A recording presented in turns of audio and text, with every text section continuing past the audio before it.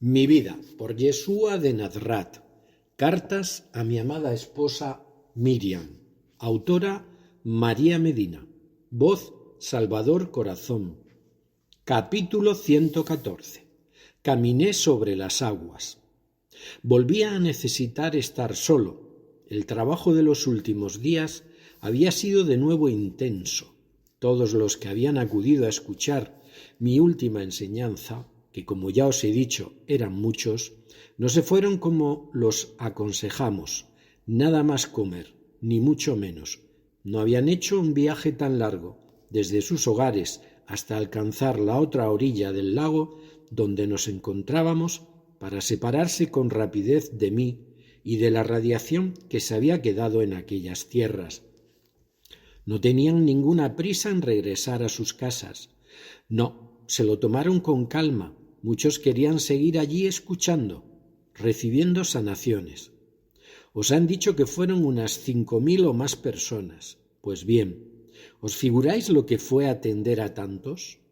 Unos querían hablar, otros querían tocarme, otros querían curarse, y aunque muchos volvieron a sus casas, fueron todavía muchos los que se quedaron allí, y tuvimos que pasar unos días atendiéndoles. Yo les iba recibiendo a todos, pero volvió el cansancio. La herida por la muerte de mi amado Yohanan se estaba curando.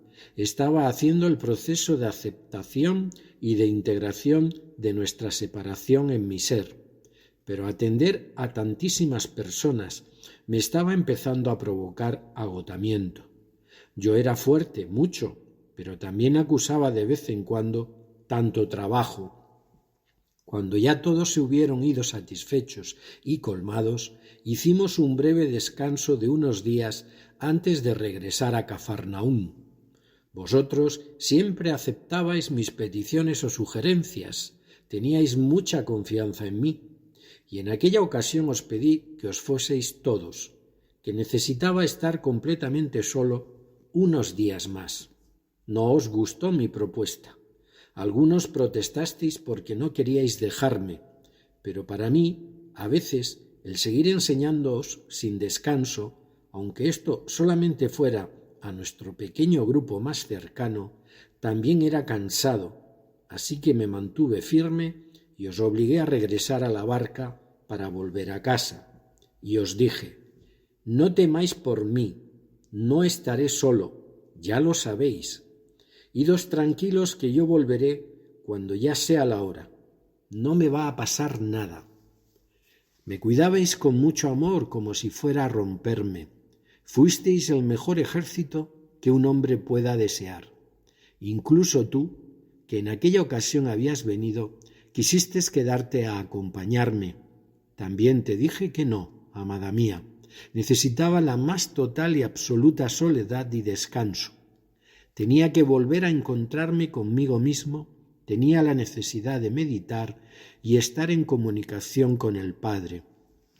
Así que después de muchas insistencias y negativas por vuestra parte, al final cedisteis ante mi fuerte postura, regresasteis a la orilla y os embarcasteis.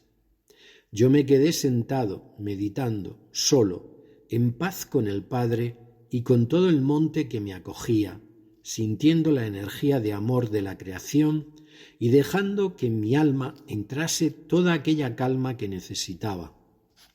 Porque aunque me gustaba hablar a la gente, aunque me gustaba sanarles, todo ello no dejaba de suponer a veces un gran esfuerzo, sobre todo en aquella ocasión en la que se habían congregado en torno nuestro tantas personas.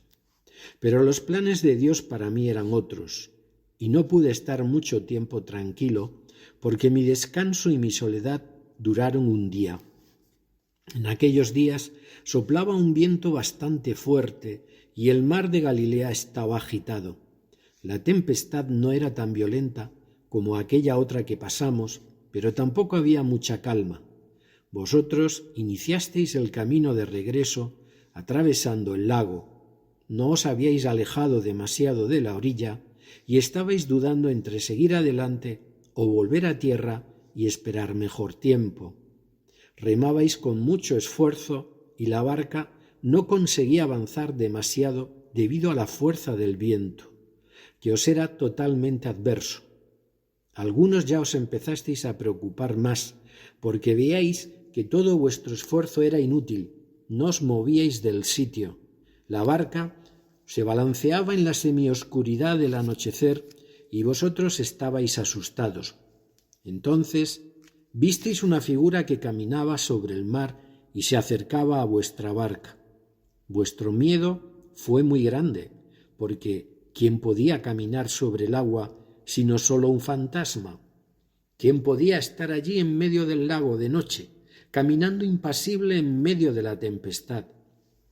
Cuando llegué más cerca de vosotros, os vi de rodillas en la barca rezando, y os tranquilicé diciéndoos que era yo, que no tuvieseis miedo, pero por mucho que me conocierais ya, que hubierais visto de todo lo que yo era capaz de hacer, esta nueva manifestación acrecentó vuestro asombro y vuestras dudas.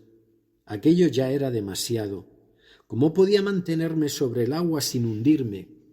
Visteis mi sonrisa ya de cerca, porque me encontraba a escasos pasos de la barca, que seguía balanceándose agitada.